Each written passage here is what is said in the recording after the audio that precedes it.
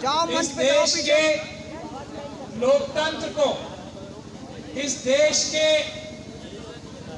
नागरिकों को और इस देश को बचाने के लिए आज मौजूद यहाँ विशाल जन समूह को, खास तौर पे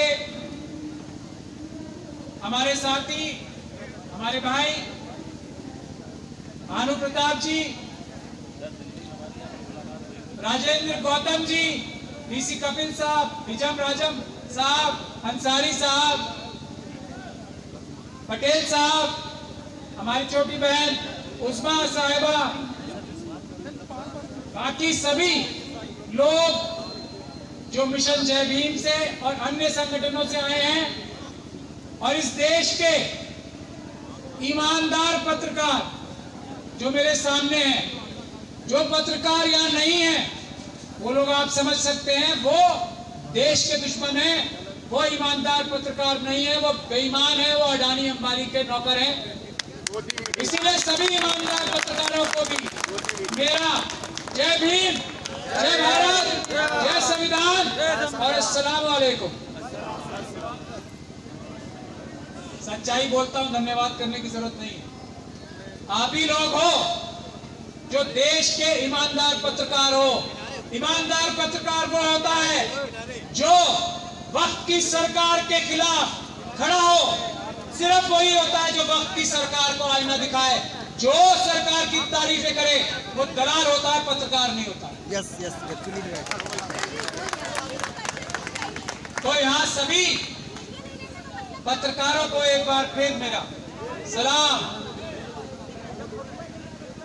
तो ईवीएम के बारे में राजेंद्र पाल गौतम साहब ने आपको सारी बातें बता दी है, इसलिए मैं अपनी बात बहुत ही संक्षेप में, बहुत ही छोटे में रखना चाहता हूं।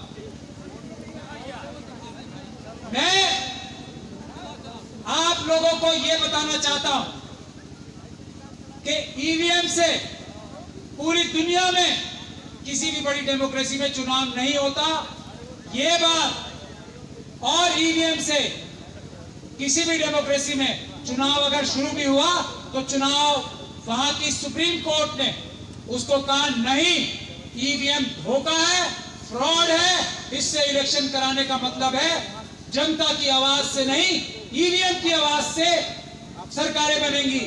यही काम हमारे प्रधानमंत्री मोदी की गारंटी क्या दे रहे हैं?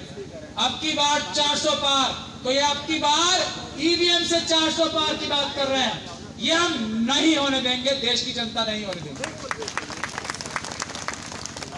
हम लोग, हम खुद, क्योंकि देश की जनता का प्यार हमें मिला है, हम भी देश की जनता के नौकर हैं, छोटे नौकर।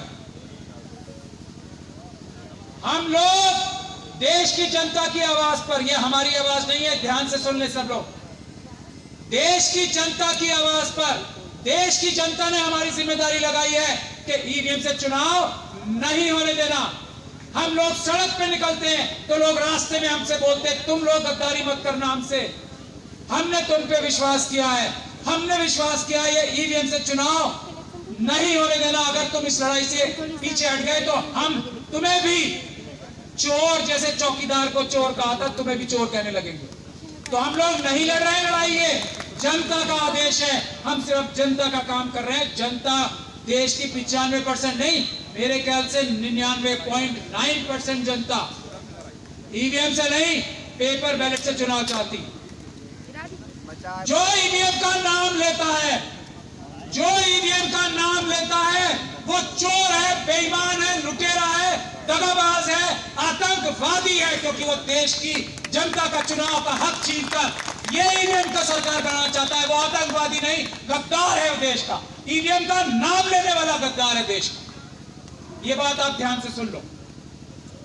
तो जो आदमी ईवीएम का नाम ले उसको गद्दार का नाम देने की जिम्मेदारी इस देश की जनता ने हमारी लगाई है।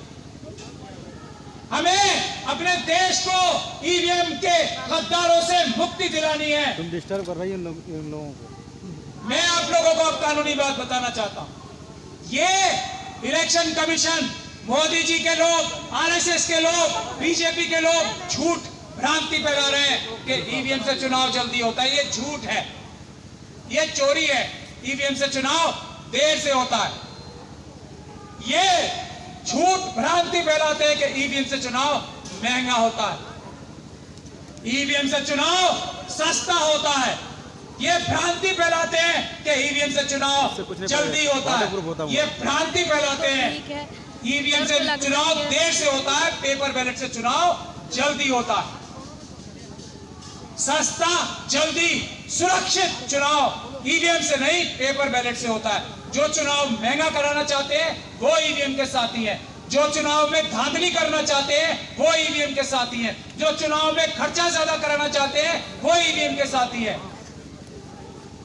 तो पेपर बैलेट की कमी दुनिया का कोई भी जो देश है ना, उसके सुप्रीम कोर्ट, कॉन्स्टिट्यूशनल कोर्ट्स भी नहीं निकाल पाया। हर कोर्ट ये कह रहा है पूरी दुनिया का कि पेपर बैलेट ही सुरक्षित है। तो हमारे देश के सुप्रीम कोर्ट को भी सारी दुनिया के देशों से जो बात हो चुकी है वही करना चाहिए, देर नहीं लगानी चाहिए। पहले आह्वान हम देश की जनता की तरफ से सुप्रीम कोर्ट से करते हैं। बाकी प्रधानमंत्री तो चोरी कर रहे हैं, आरएसएस के लोग चोरी कर रहे हैं, इलेक्शन कमीशन चोरी कर रहा है जो ईवीएम की बात कर रहे हैं, बेईमानी कर रहे हैं। तो आप लोगों को तय कर लेना है कि किसी हालत में, किसी कीमत पे ईवीएम से चुनाव नहीं होने देना है। उसका तरीका क्या है? आप लोगों को, देश की जनता को, एक एक जो ईवीएम की मशीनों का गोडाउन है उसका पीसफुल प्रोटेस्ट के माध्यम से घेराव करना। एक एक जगह जहां ईवीएम की मशीनें रखी हुई हैं उसका घेराव करने की जिम्मेदारी आपने लेनी है। और एक एक रिटर्निंग ऑफिसर, 543 के 543 जो इलेक्शन कमीशन के रिटर्निंग ऑफिसर्स हैं, उनका घेराव करने की, जैसे ईवीएम, जैसे सीएनआरसी के प्रोटेस्ट में हुआ था, जैसे किसान आंदोलन में हुआ था, वैसा घेराव करने की तैयारी करनी है आप लोगों को।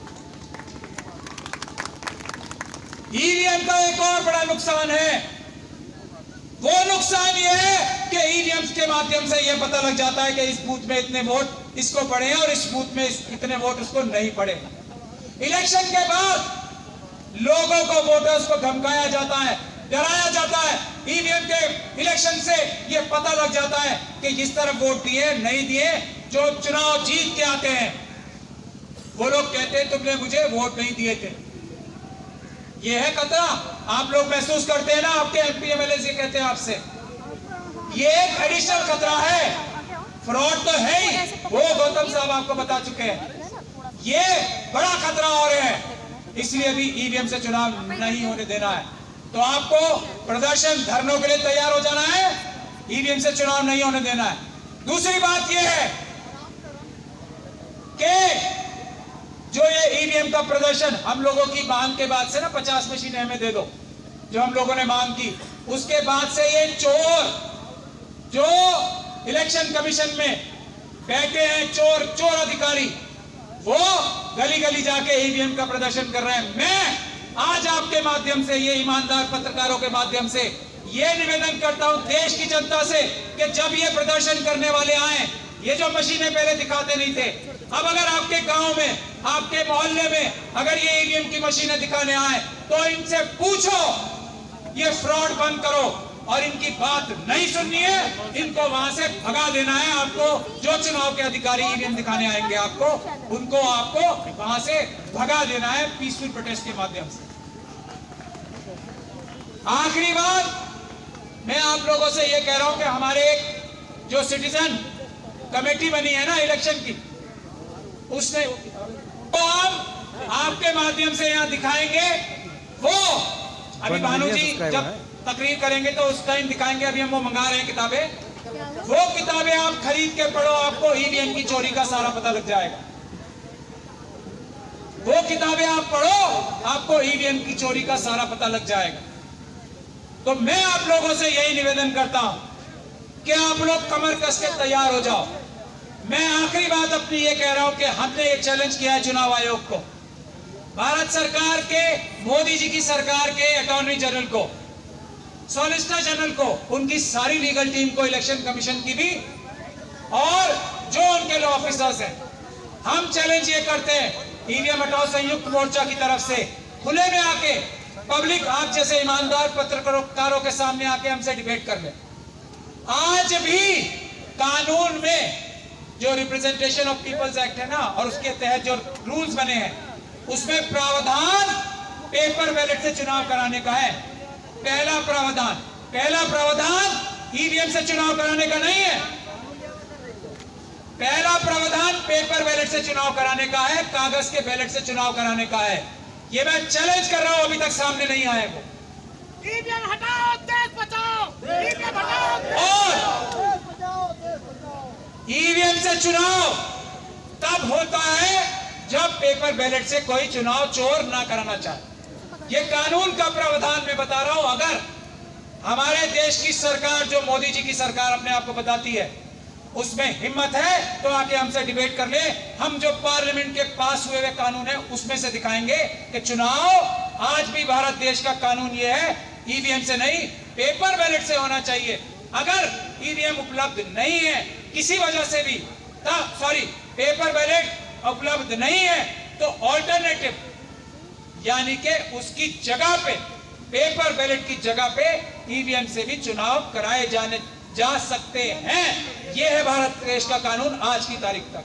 तो ये देश के साथ जो फ्रॉड कर रहे हैं ना, कि हमें कानून बदलना पड़ेगा, हमें ये पार्लियामेंट जाना पड़ेगा, उसमें टाइम लगेगा, ये भी सब चोरी है, फ्रॉड है। आप इस धोखे में ना आए। हमारा ये चैलेंज हमने कर रखा है।